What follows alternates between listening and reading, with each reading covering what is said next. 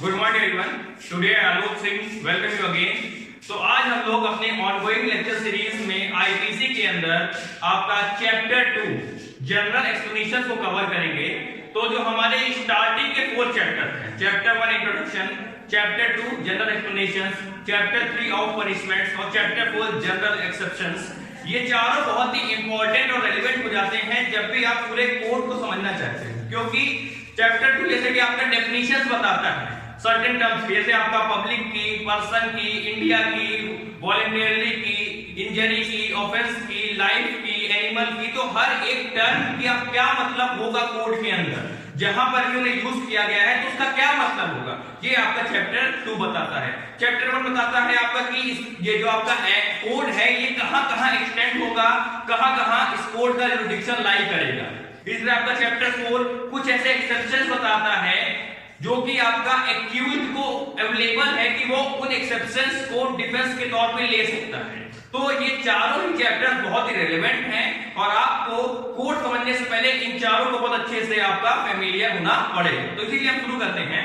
तो जो हमारा चैप्टर 2 जनरल एक्सप्लेनेशंस है, ये आपका सेक्शन 6 से लेके सेक्शन 52A तक कवर करता है। सेक्शन 6 से लेके सेक्शन 52A तक, और इस वीडियो में हम आपका सेक्शन 6 से लेके सेक्शन नंबर 17 तक कवर करेंगे। तो आइए शुरू करते हैं। तो हमारा जो पहला सेक्शन है, सेक्शन नंबर 6, वो कहता है definition in the code to be understood subject to exceptions. मतलब जो भी इस कोड की डेफिनेशंस हैं वो हमको समझनी पड़ेंगी सब्जेक्ट टू, मतलब जो एक्सेप्शंस हैं उनको ध्यान में रखते हुए। अब इसको आप जो भी आपके पास बुक हो या फिर आपके पास जो भी आपका बेयर है तो आप खोल लीजिए तो आपको समझ में आएगा। तो ये कह रहा है कि through out the code means पूरे कोड में आपको 3 चीजों को ध्यान रखना है। पहला, डेफिनेशन ऑफ ऑफेंसेस, जो भी ऑफेंसेस हैं उनको जो सेक्शन में डिफाइन किया गया है, जैसे कि सेक्शन 300 में मर्डर, 299 में कल्पेबल होमिसाइड, 375 में रेप, 378 में थेफ्ट, 383 में एक्सटॉर्शन। इस तरह जो भी आपके सेक्शंस आपका डिफाइन करते हैं ऑफेंसेस को, कि मर्डर कब आप कहेंगे कि मर्डर हो गया, कब कहेंगे कि आपका थेफ्ट हो गया। इस तरह जो भी सेक्शन पहला आपका क्राइम या ऑफेंस को पर्टिकुलर डिफाइन करते हैं उनको। दूसरा, पेनल प्रोविजंस, उसके साथ साथ पेनल प्रोविजंस मतलब ऐसे प्रोविजंस जो भी आपका उसकी पनिशमेंट बताते हैं, उसकी पनिशमेंट बताते हैं कि मर्डर की आपकी पनिशमेंट सेक्शन 302 में है, कल्पेबल होमिसाइड की आपका 304 में है। तो इस तरह और कई सेक्शन है जिसमें आपका डिफाइन भी किया गया है उसी सेक्शन में और नीचे उसकी पनिशमेंट भी दी गई है। तो आपको जनरल पहला उसकी डेफिनेशन ऑफेंस की, दूसरा उसके पेनल प्रोविजंस, और तीसरा इलस्ट्रेशंस, जिसे आप उदाहरण भी कहते हो, जो आपका डेफिनेशन प्लस पनिशमेंट दोनों में, पेनल प्रोविजंस दोनों के जो इलस्ट्रेशन है, तो इन तीनों चीजों को आपका definition of offences, penal provisions और तीसरा आपका जो इलस्ट्रेशन है, इनको आपको पढ़ना पड़ेगा या समझना पड़ेगा subject to exceptions. Subject to exceptions मतलब जो आपका छूट दी गई है, किसमें आपका चैप्टर 4 में जो आपका है जनरल एक्सेप्शन। चैप्टर 4 में जो भी आपका डिफेंसेस या फिर एक्सेप्शंस प्रोवाइड करे गए हैं उनको ध्यान में रखते हुए आपको पढ़ना पड़ेगा सारी डेफिनेशंस को। ठीक है, अब देखिए कैसे इसको हम रियल लाइफ में इंप्लीमेंट करेंगे। जैसे कि सेक्शन 82 कहता है कि 7 साल से कम का बच्चा कोई भी अपराध करेगा तो वो पनिशमेंट के लिए लायबल नहीं होगा। 7 साल से कम के बच्चे को कोई भी पनिशमेंट नहीं दी जाएगी। तो 7 साल से कम का बच्चा चाहे वो कोई भी क्राइम कर दे, उसके लिए आप उसको पनिशमेंट नहीं दोगे। तो अगर मान लीजिए आप सेक्शन 300 देखा और देखा कि किसी 6 साल के बच्चे ने आपका मर्डर किया है, तो despite of all the fact, आपके पास एविडेंस हो ना हो, सर्कमस्टेंस चाहे जो भी हो, अगर वो अपराध 6 साल के बच्चे ने किया है तो हम उसको कोई भी पनिशमेंट नहीं देंगे। इसी तरह आपका कोई पुलिस ऑफिसर ए, वो आपका एक जी है जो आपका किसी ने उसने एक मर्डर किया है, तो जो ए है वो उसको अप्रहेंड करता है, तो उसके ऊपर भी कोई भी आप चार्ज नहीं क्रिएट करोगे, क्योंकि एज अ पुलिस ऑफिसर ये उसकी ड्यूटी है कि वो ये काम करे। इसी तरह आपका सेक्शन आपका 81 आपका जो आप ध्यान दीजिए, जो आपका चैप्टर 4 है वो आपका सेक्शन नंबर 76 से लेके 106 सेक्शन तक कवर करता है। तो जो आपका सेक्शन 81 है जो नेसेसिटी की बात करता है, तो अगर एक शिप का कैप्टन देखता है कि सामने उसके पिलर है, राइट साइड में उसके एक बोट ए है, लेफ्ट साइड में बोट बी है। बोट ए में 2 लोग हैं, बोट बी में 30 लोग हैं।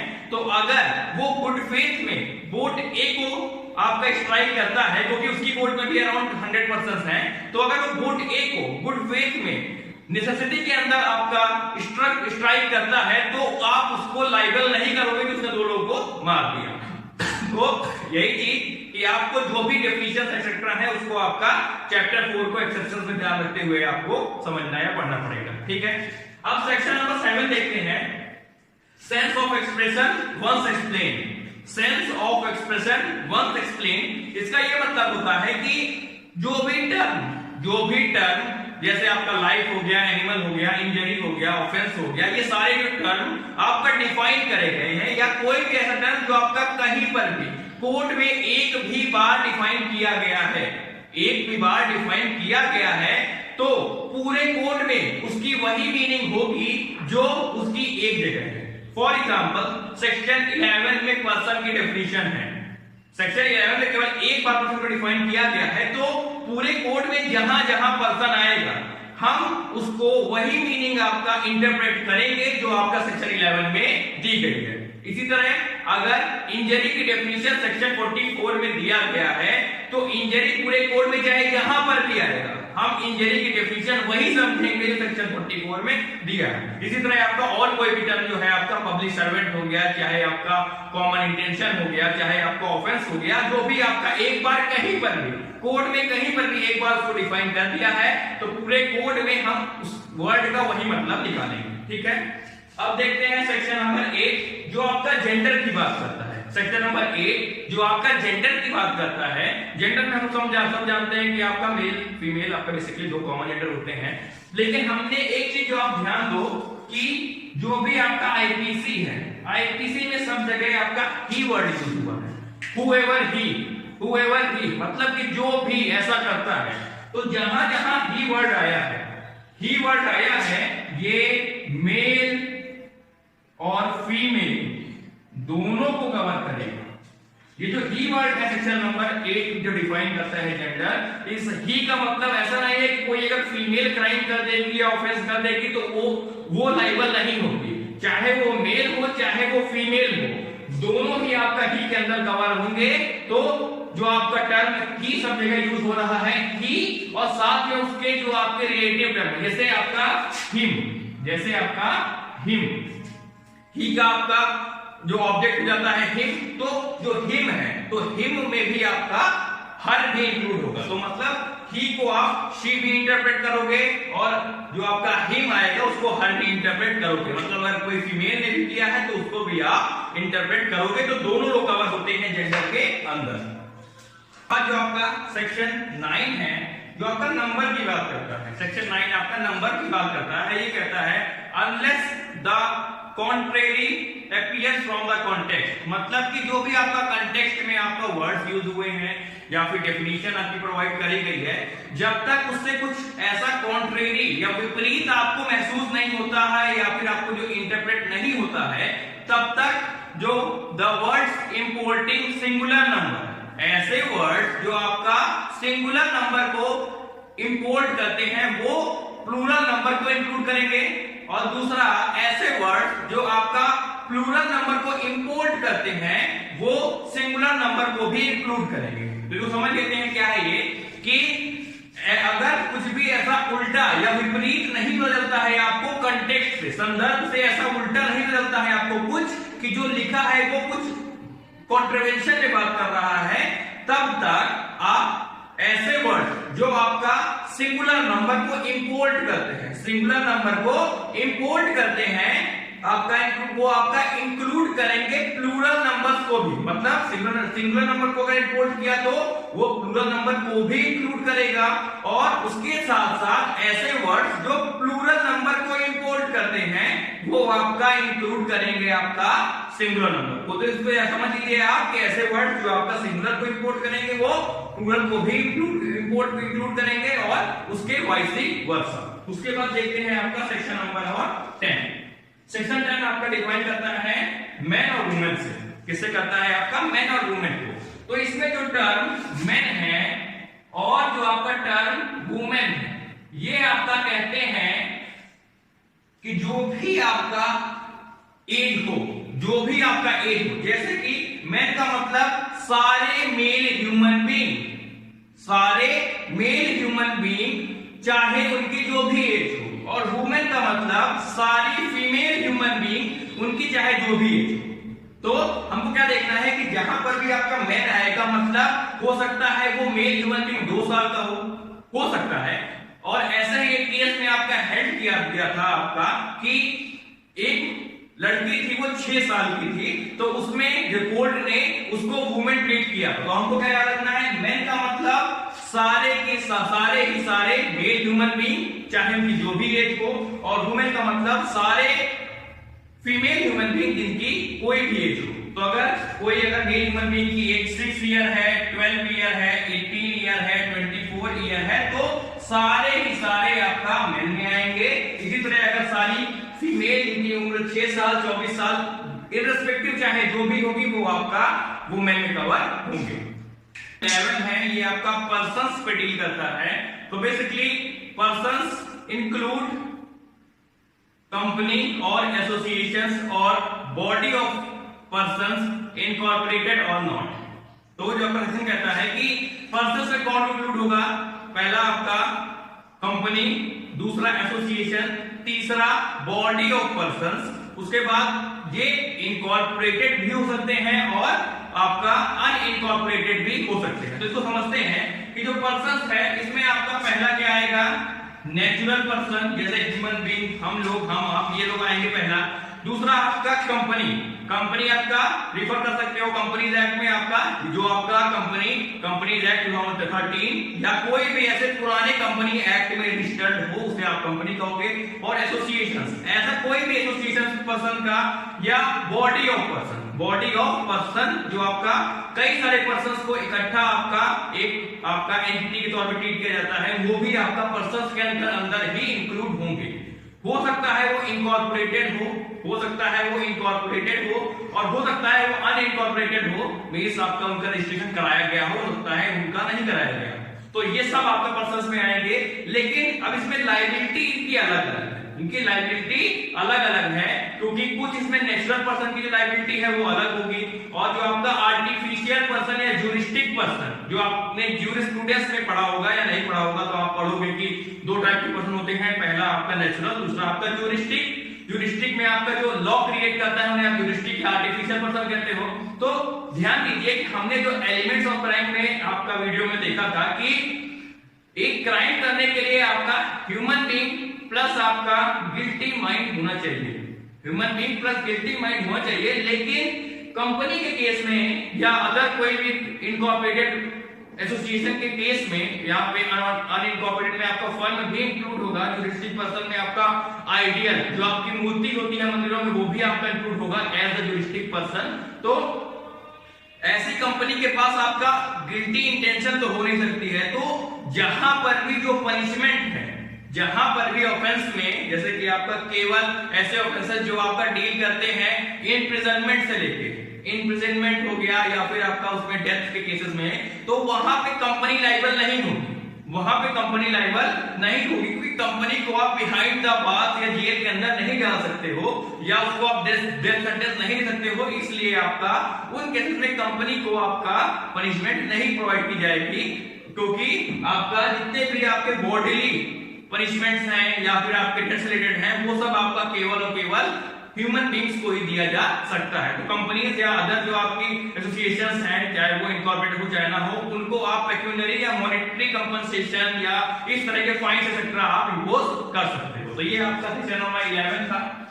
तो सेक्शन नंबर 12 आपका पब्लिक की बात करता है। सेक्शन नंबर 12 आपका पब्लिक की बात करता है। तो पब्लिक में यहाँ पे class of public means class of persons, एक जो पर्टिकुलर क्लास ऑफ पर्संस है या कम्युनिटी, क्या क्या इंक्लूड होगा, क्लास ऑफ पर्संस या कम्युनिटी। कम्युनिटी मतलब एक समुदाय या फिर एक पर्टिकुलर क्लास, जैसे कि मान लीजिए चांदनी चौक के निवासी, चांदनी चौक के निवासी, तो जो भी वहां के रेसिडेंट हैं, जो भी उस एरिया में रहते हैं, जैसे कि मेरा एरिया आपका मुंडेरा पड़ता है, तो मुंडेरा में तो जितने भी, जब अगर बात होगी कि मुंडेरा वालों के लिए आपका बिजली का कैंप लगाया जा रहा है, तो बिजली के कैंप में जितने भी लोग आपके इस एरिया के होंगे वही लोग वहां पे पार्टिसिपेट कर सकते हैं। या फिर कुछ और चैरिटेबल ऑर्गेनाइजेशन किया गया कि आपका केवल प्रयागराज के लोग ही से पार्टिसिपेट करेंगे, तो ये क्लास ऑफ आपका पब्लिक पर्सन्स हो गया, या कम्युनिटी किसी एक पर्टिकुलर समुदाय की बात हो जाए, तो ये दोनों चीज आपका पब्लिक के अंदर कवर होगी, ठीक है, पब्लिक। उसके बाद सेक्शन 13 है, ये आपको नहीं पढ़ना है, ये आपका बेसिकली रिपील कर दिया गया। रिपील का मतलब होता है जब भी कोई अमेंडमेंट के द्वारा किसी भी प्रोविजंस को आपका उस एक्ट, स्टैट्यूट या कोड से हटा दिया जाए। एक्ट, स्टैट्यूट या कोड से जब भी अमेंडमेंट करके उस पर्टिकुलर प्रोविजंस को हटा दिया जाता है तो उसे बोलते हैं कि वो प्रोविजन आपका रिपील हो गया है। तो ये डील किससे करता था आपका क्वीन से, और जो आपका इस एक्ट ऑफ 1950, एक्ट ऑफ 1950 के एक्ट से इसको हमने रिपील कर दिया है। उसके बाद सेक्शन नंबर 14, तो इसमें आपका जो सर्वेंट्स ऑफ गवर्नमेंट, इसको डिफाइन किया गया है टर्म सर्वेंट्स ऑफ गवर्नमेंट को। तो सर्वेंट्स ऑफ गवर्नमेंट का मतलब ऐसे डिनोट करता है, ऐसे कोई भी ऑफिसर या सर्वेंट, क्या क्या, ऑफिसर या सर्वेंट जो आपका कॉन्टिन्यूड, अपॉइंटेड और एम्प्लॉयड, क्या क्या, कॉन्टिन्यूड, अपॉइंटेड और एम्प्लॉयड, ऐसे कोई भी ऑफिसर्स या सर्वेंट जिनको आपकी नियुक्ति करी गई या फिर इनको एम्प्लॉय किया गया या वो लोग कॉन्टिन्यू कर रहे हैं काम, कहां पे, इंडिया में किसी भी अथॉरिटी के द्वारा, ठीक है, तो उन कहां पे काम कर रहे हैं, इंडिया में, और किसके अंडर में, किसी अथॉरिटी ऑफ गवर्नमेंट के द्वारा या उसके नीचे, किसी भी अथॉरिटी ऑफ गवर्नमेंट के द्वारा या उसके नीचे इंडिया में ऐसे जो भी ऑफिसर्स या सर्वेंट को अपॉइंट किया गया या काम कर रहे हैं या उनको एम्प्लॉय किया गया है, वो सब आपका सर्वेंट ऑफ गवर्नमेंट में आएगा। तो एक बार और देख लेते हैं, ऐसे कोई भी सर्वेंट या ऑफिसर ये जो आपका काम कर रहे हो या उनकी नियुक्ति करी गई हो या उनको एम्प्लॉय किया गया हो, कहां पे, भारत में किसी भी अथॉरिटी ऑफ गवर्नमेंट के द्वारा, किसी द्वारा या उसके अंडर, वो है आपके servants of government, section number 14 में है। उसके बाद सेक्शन 15 और 16, सेक्शन 15 और 16 भी आपका रिपील कर दिया गया है, तो इनको आपको नहीं पढ़ना है। और ये किस एक्ट से रिपील किया गया है, एक्ट ऑफ 1937, जो आपका सेक्शन नंबर 15 का ये आपका ब्रिटिश इंडिया से डील करता था, और सेक्शन नंबर आपका 16 है वो आपका गवर्नमेंट ऑफ इंडिया से डील करता था। लेकिन अब आपका जब जो कॉलोनियल रूल खत्म होने के द्वारा इसकी कोई इंपॉर्टेंस नहीं है, इसलिए आपको इसको बेसिकली कोई मतलब नहीं है। उसके बाद नेक्स्ट आपका सेक्शन नंबर 17 ये है आपका गवर्नमेंट से डील करता है। गवर्नमेंट सब लोग समझते हैं आपकी सरकार में दो चीजें इंक्लूड करी गई हैं आपका आईपीसी के अंदर, पहला सेंट्रल गवर्नमेंट और दूसरा गवर्नमेंट ऑफ स्टेट, केंद्र सरकार और राज्य सरकार, ये दोनों आपका इंक्लूड किया गया है गवर्नमेंट के अंदर, सेंट्रल और स्टेट गवर्नमेंट, ठीक है। तो एक बार रिवाइज कर लेते हैं।